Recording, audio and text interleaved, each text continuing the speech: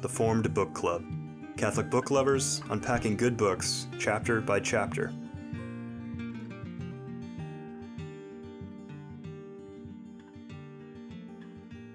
Welcome to the Formed Book Club. We continue to discuss Henri de Lubac's The Drama of Atheist Humanism.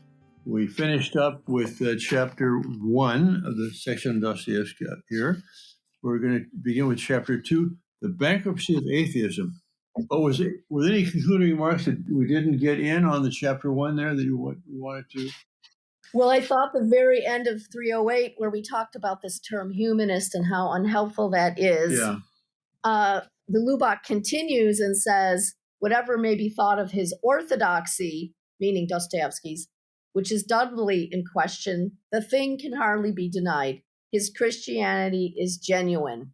Okay, so yeah, we get into these labels, East, West, Orthodox, Roman Catholic, all these things, and we can lose the forest through the trees. The point is, it is. We talk about how the word humanist can be confusing and ambiguous, to use the word that Lubac uses. But orthodoxy here, right? First of all, it's in inverted commas. So what sort of orthodox about? And it's lowercase o, not uppercase O. So, again, as with the word humanist, the word orthodox, we have to be careful when we're using it as to what we're actually talking about here. And so I think it's important. Again, same thing with Christianity, but yes. But de Lubac's point that he tried to make with this previous chapter is to show the profound depth of Dostoevsky's faith in Christ and and that you can't really understand his work if you don't understand that. And that, absolutely. I want to refer back to something Joseph said last session, too, that because we are Orthodox Christians, we are Catholic, Orthodox is small, or we're Catholic, that East and West has some meaning for us, but the real patriotism, the real fatherland is Christendom, the Catholic Church, the communion of saints, in heaven and on earth, so that does unite East, West, North, and South. All right, Bankruptcy of Atheism. 309, and Joseph, you're taking away here, but the first sentence, Dostoevsky's books abound in atheists. Well, I'll continue because the bottom of the page there, what's the reason that de Lubac gives 3 lines up for limiting that review that he makes to the analysis of the most striking cases? It's in order to throw into relief the principal types of atheism whose bankruptcy he successfully demonstrates. Now, this kind of gives us a prelude to what he's going to do. Here's the 3 types. The ideal of the man-God, the ideal of the Tower of Babel, the ideal of the Palace of Glass. These 3 images are ready to hand. Respect, what do they denote? The man-God ideal is the spiritual ideal of the individual who is alone to himself. Okay, that's individualism. 2, the social ideal of the revolutionary who proposes to ensure without God the happiness of mankind. And 3, the Tower of Glass, Palace of Glass, the rational ideal of the philosopher who rejects every kind of mystery. So he's going to take these 3 types of atheism and through his characters show what they lead to on the level of human existence. And that these intuitions are what made Dostoevsky a prophet. That's the conclusion of that section. Yeah. And one might add, a judge of our age. Joseph? Yeah. I'm glad you did that, Father, because you say it sets the scene, it sets the structure for this chapter. Where he's going to now have the 3 parts of this chapter, the man-God, the Tower of Babel, and the Palace of Glass. The first thing I have highlighted, though, is not to 3:14. So if anybody wants to jump in prior to that, feel free. That's my first one, too. Vivian? Well, only that if there are readers of Dostoevsky out there who are wondering, a good example of the first one, the man-God, that's Raskolnikov. I love this expression, the unsuccessful Nietzschean. He's an example of that kind of atheist, trying out the individual who is a law unto himself. But he says that's the weakest of these, of our man-gods. Because Yeah. Yeah, the only thing I would say is there such a thing as a successful Nietzschean? A good question. I doubt it. So 314, shall I take up the cudgels there? Yeah. Yep. So the middle of the page, am I capable of rising above myself or not? He asked himself one day in one of his merciless self-examinations. That is another of his Nietzschean expressions, but in the sense in which he uses it, which is Nietzsche's sense, no man is capable of rising above himself. It is not because he is weak, it is because he is a man that Raskolnikov is finally obliged to recognize the truth about man, and that in order to find the divine life, he has to give up trying to be a god, which I think is why I sort of said, is there such a thing as a successful Nietzschean? Because, of course, if you're going to be a Nietzschean and see what you believe through to its logical conclusion, you end up by accepting that you're not a Nietzschean. In other words, that I'm not God, right? I can talk about myself being God, but the more that I actually try to be God, the more it becomes evident that I'm not. Well, don't you love this paradox? To find the divine life, you have to give up trying to be God. I want to see if I can summarize this Raskolnikov here and tell me if I'm correct, because it's a long time since I read it, and I'm kind of basing myself on what he says about it. But basically, Raskolnikov wants to show that he's above all the laws. He's a law unto himself by killing someone for no reason at all, except that he wants to kill her. Right. But he does it, and he can't. He has regret or remorse or something. He can't get it out of his mind. And he thinks it's because he's too weak to really carry it through. Yes. And Lubac says, not because you're weak, it's because you're a man. That's right. Okay. You have a conscience because you're a man, not because you're weak. And the thing that throws Raskolnikov off, you see, is that the person that he has in his mind to justify his murder really is a wretched person. But her daughter walks in, and now he has to kill her too. He has to kill her too. And now he's racked with guilt that he killed an innocent person along with a supposedly guilty person. Of course, he was never justified in killing the guilty person either, but nevertheless, this made it really complicated for Raskolnikov, and he was plagued with his conscience from the start. Yeah, and again, just immediately below that, staying with the recurring motif we have going at the moment of the unsuccessful Nietzschean, the bottom of page 314, Stavrogin's pride, the pride of a Lucifer, leads to suicide, and that tragic end reflects the spiritual suicide of the being who has refused himself to being and who has arrogantly willed his own emptiness. So again, that the ultimate victory of Nietzschean Luciferian pride is suicide, the killing of oneself. And is that a victory? I mean, yeah, I'm sure there'll be Nietzscheans to say it is. This is my final victory. I'm going to take my own life as an act of spite or anger against reality or God or Christ or whatever. But I mean, if the ultimate victory of the one who refuses himself, the being who has refused himself to being, which is a wonderful turn of phrase by de Lubac there, if the consequence of the being who refuses himself to being to God is that he has no choice ultimately but to commit suicide, then how on earth can that be called a victory? Mm-hmm. Mm-hmm. So that's what he's saying here. People stronger than Raskolnikov are equally defeated, right? Like, yes, but this, yes, refused himself to being is a wonderful phrase because it demands that you think about, so what am I supposed to be doing? If refusing myself to being is the thing that leads to my self-destruction, annihilation, it's a capital B, being. Being, capital being, refuse himself to being with a capital B. If refusing myself to being is self-annihilation, what's the thing I'm supposed to be doing? Surrendering myself to being.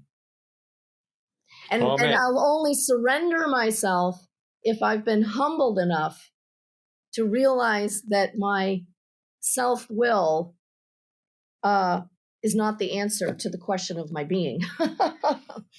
I may have said this before, but I want to say it again because it's worth saying again.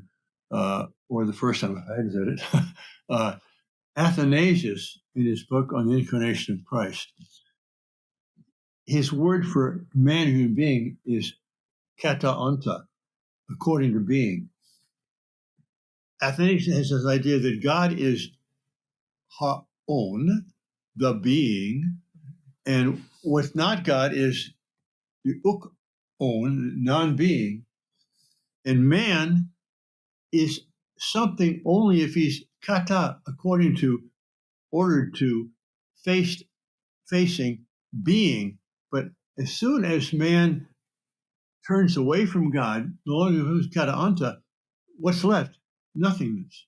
It's a beautiful, linguistic way that Athanasius sees man as suspended between God and nothingness. Beautiful title of the book by Carlos Serrat, God or Nothing, Anyway, close parenthesis. Joseph, what's next? Well, I have just a comment on the bottom two lines of the footnote on page 316. I thought it interesting that Albert Camus should say this. Like Nietzsche, the most famous of the assassins of God, he, that's Ivan Karamazov, ends in madness. So again, the concept, if we even thoughts of suicide, is something which is not quite sane, right? So it seems to me that Nietzscheanism, Nietzsche goes physically mad, whatever the cause of that is, right? Whether it's demonic possession or something chemical in the brain, whatever. But it seems to me that his ideas are themselves madness. And we shouldn't be surprised in that case, if a man's obsessed with these crazy ideas, he should go crazy. Anything more on the man God? Yeah, I've got something on page 319. Go ahead. So this is the bottom of that paragraph that takes up most of the page. Kirillov is a victim. His idea does not liberate him, it devours him. His divinity preys upon him. So again, this idea of the man God, the man who self-deifies, makes a god of himself, actually finds that he's actually also the God he's created for himself preys upon himself. It devours him. It's self-destructive. So we worship the self and it destroys the self. And then a few lines below that, the two most opposite ideas in the world are coming into collision, he says in the Journal of an Author. The man-God has met the God-man. It is the Nietzschean experience over again. So that's the choice. It's between making ourselves God or bending knee before the true God. And that is all I have to say on it. So the next section, the Tower of Babel, has to do with the social atheist who wants to build a society that is humane without God, which is basically the title of this book, The Drama of Atheist Humanism. Well, I guess you could take them both individual humanism and social humanism, but at the bottom of that page, 320, he says, de Lubac, the point is that this tower, that is the attempt of man to make himself God or make a society that reaches up to heaven, which is himself at the top, is something that man is powerless to build. If it is not God who helps him, then it must be devils. It will be the work of those who are really, quote, possessed, which is the title of one of his novels. And then 321, 5 lines down, Dostoyevsky thus offers us two formulas for an atheist socialism, both diabolical. One is the subject of his novel, The Possessed. The other is set forth by the Grand Inquisitor, created by Ivan in the Brothers Karamazov. So those are the two examples he's going to give. Mm-hmm. The other thing I think is interesting there, Father, is just before that, at the beginning of the section on page 320, when he says, for him, socialism is not only the Labour question or that of the Fourth Estate, it is above all the question of atheism, of its contemporary incarnation. It is the question of the Tower of Babel, which is being built without God, not to reach heaven from earth, but to bring heaven down to earth. And I think this is something interesting here, because you have construction and then destruction, right? So there's a certain type of utopianism which is at least trying to reach heaven, trying to make a heaven on earth, which is a construct, however ill-conceived. And then you have the other sort, which I think what we're living with now with the Pride movement, those that just want to destroy. They just want to, destroy the family. It's about destruction. It's about pulling, not building a tower, but pulling the tower down so no one can reach heaven. Interesting. I guess using that image, it's the idea of equality, which levels everyone out. Right. And a radical atheism which denies the existence of God, denies the idea of a Christian understanding of love as being self-sacrificial, etc., that basically seeks to eradicate all of that, to destroy the very notion of heaven, which we saw, of course, when we discussed Auguste Comte.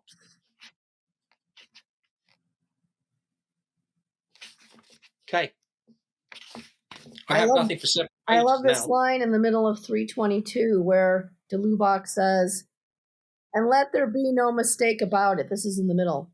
His, meaning Dostoyevsky's, ferocity toward the revolutionaries whose portraits he etches is matched by an equal lack of pity for the world they are undermining. Okay, now this is an important point because Dostoevsky himself starts out as something of a revolutionary. The reason why he goes to prison is because he's in an anti-czar protest.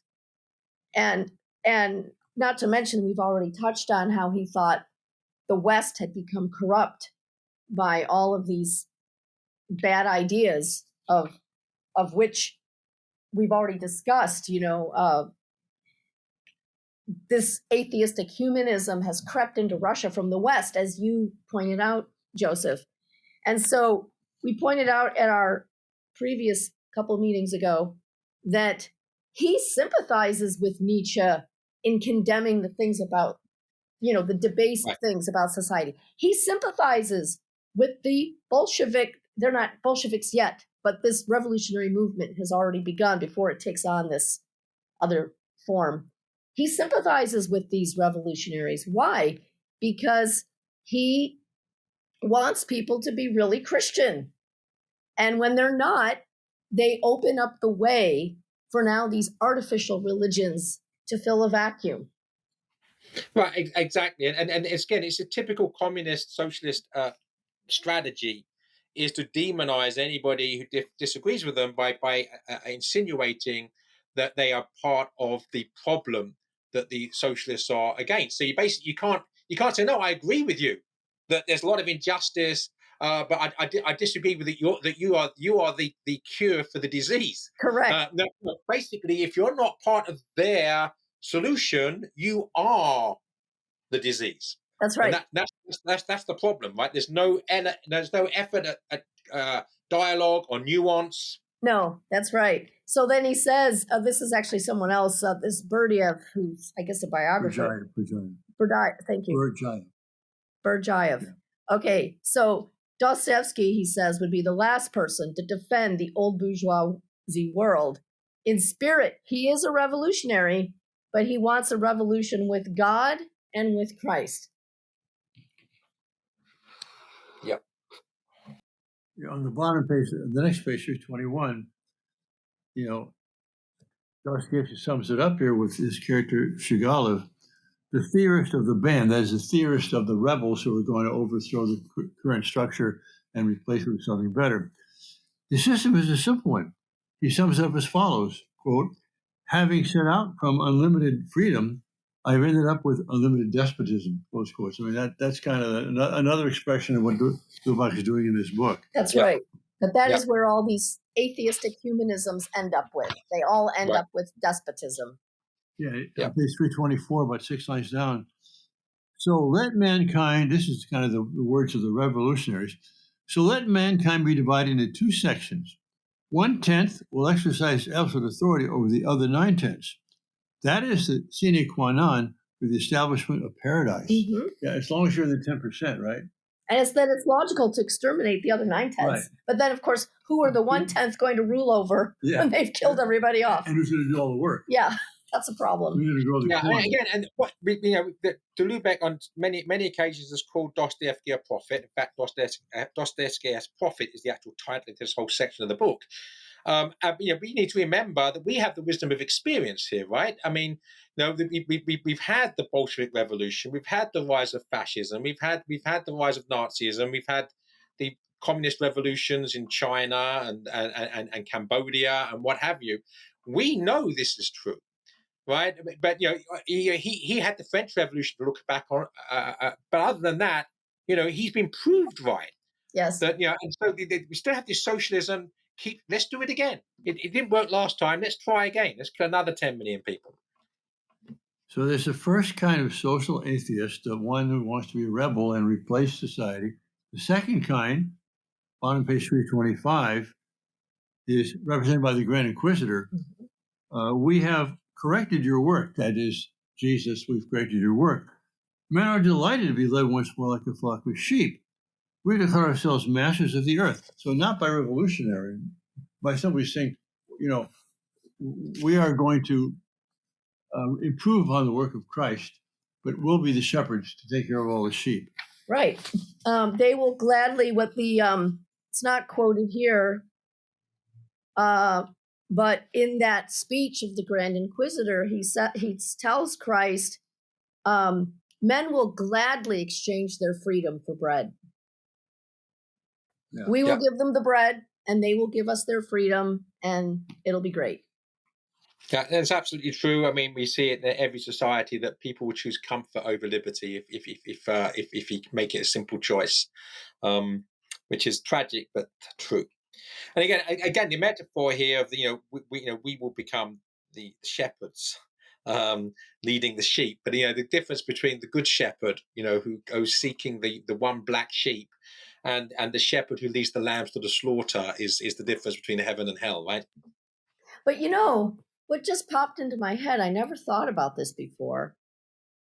The shepherd with his flock out in the fields, he's not giving the sheep their food. He's leading them to green pastures. He's leading them to restful waters. In other words, he's guiding them to where they can find these things. But then they have to take it and eat it and drink it themselves. Right.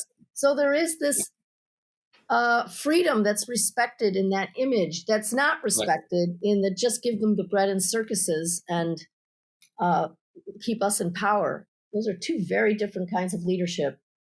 Yeah, being the guard against shepherds to wolves in shepherd's clothing, such as Nietzsche or the Grand Inquisitor, right? This may be a distant echo of this exchange of freedom for bread, and it's not as radical. But I think of these terms of service in these websites you go to. You have to. I accept your privacy statement. You don't read it. You want to get the entertainment or the news, and what are you paying for? They're taking your name, your address, your where you are, what you think, and they're selling that. They're selling you basically. Yeah, it's true. Sad but true. Anything before 329? Not for me. Oh, 328 in the middle.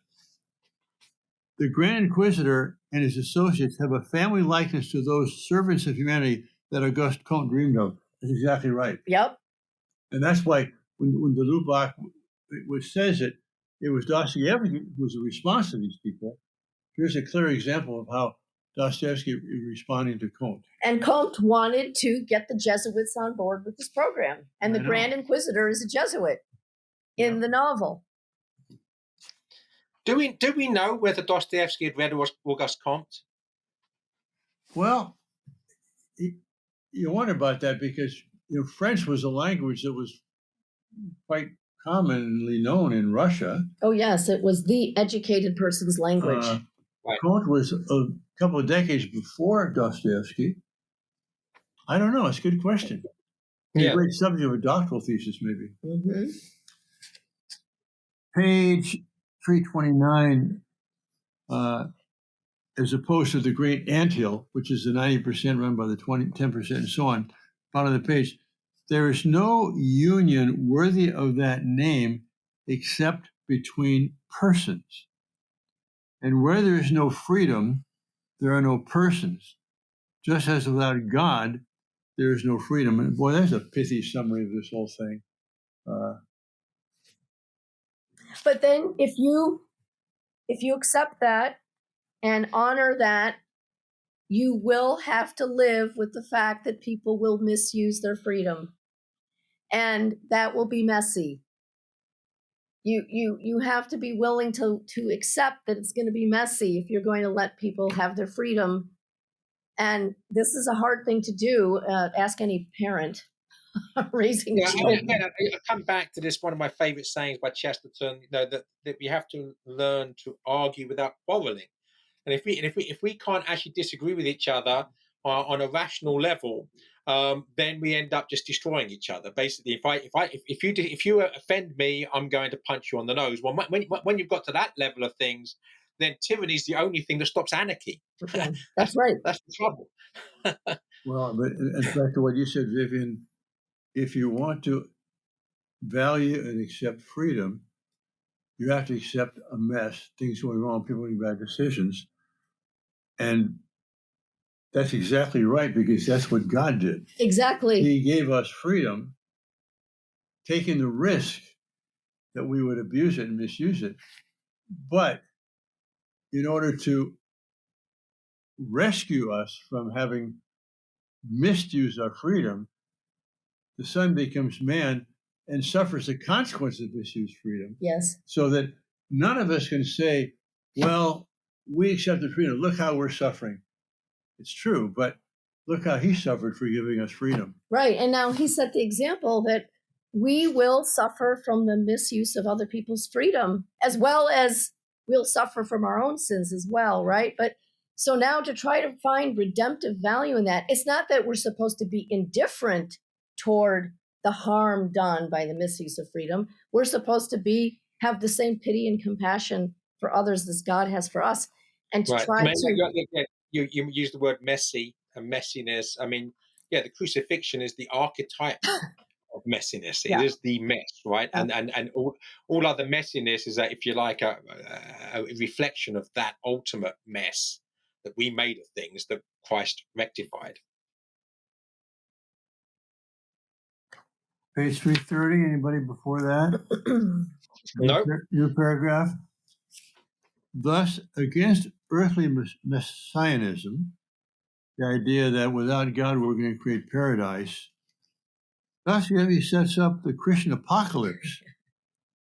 And against dreams of a paradise somewhere in the human future, the hope of the kingdom of God, that is to say, we are not going to build paradise without God. We're not even going to build it with God. The end will come when he chooses it to end. It'll come in a consummation at his time, in his way. It'll be an apocalypse, that is a revelation, opening of the veil, taking away the veil, but will not be some man-made effort. That's why I don't like this hymn they sometimes sing, let us build the kingdom of God. No, I'm sorry. It's coming down like a bride out of heaven.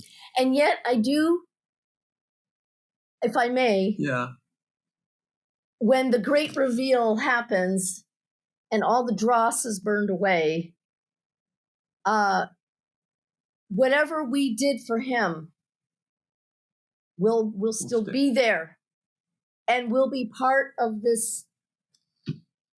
That's true. Of his, it isn't that we got the architect plans drawn up and we got out the bricks and we built it. No, but whenever we love in conformity with his will, and all the other stuff that we did gets burned away, that will still be there as part of whatever he's doing. I agree, but we can't do it for him. No. Unless we do it with him. That's right. And he does it in us. Exactly. He gives us the will and the way. And we have to be patient to wait for this to unfold, because we can't make it happen. We just have to cooperate and wait patiently. And that's hard for people to do. That's why they search for quick fixes. Good. Anything more on the second form of atheism, the social atheism? Well, I think that we're obviously running out of time here. I'd like to have a look at read this passage on page 332 and 333, because I think, it's Sure. just brilliant. So in A Night of Delirium, Raskolnikov, Dostoyevsky, so he juxtaposes the two there. We already discussed whether that's valid. In A Night of Delirium, Raskolnikov, Dostoyevsky has seen an unparalleled plague sweep over Europe. Quote, some parasites of a new species, microscopic beings, had made their appearance, taking up their abode in human bodies. But these animalcules were spirits endowed with understanding and will. The persons affected by them instantly became raving mad. But never were men more convinced that they were in possession of the truth. Never had they a greater belief in the infallibility of their judgment, their scientific conclusions, and their moral and religious principles. Whole villages, towns, and countries were infected and lost their reason. They all lived in dread, and they no longer understood one another. Each thought that he alone possessed the truth and could discern good and evil. They did not know whom to condemn and whom to acquit. People killed one another under the influence of senseless anger. Great fires sprang up, and then came famine. Pestilence raged over wider and wider areas. In all the world, only a few managed to survive. They were the pure, the elect, predestined to renew the earth, but nobody anywhere paid heed to these men. None heard their voices, which I think is just so powerful. We talked about applicability earlier. There are multifarious ways of applying that to the world in which we find ourselves. And well, that is the apocalypse. That is the four horsemen of the apocalypse right there. Yeah. War, and I famine, actually was fire, very much pestilence. reminded of That Hideous Strength by C.S. Lewis. Again, we're basically those who are serving science are actually, in fact, serving demons. And they don't realize that their materialism is actually just a tool being used by the demonic. Good. Well, that kind of concludes section 2, Tower of Babel. Good place to stop. Maybe we'll pick up next session on section 3, the Palace of Glass, which is to say the philosophic atheists. Thanks for watching and listening. God bless you. If you enjoyed this discussion, please help spread the word about the Forum Book Club by subscribing to the podcast and writing a review. You can sign up for weekly updates at forumedbookclub.ignatius.com.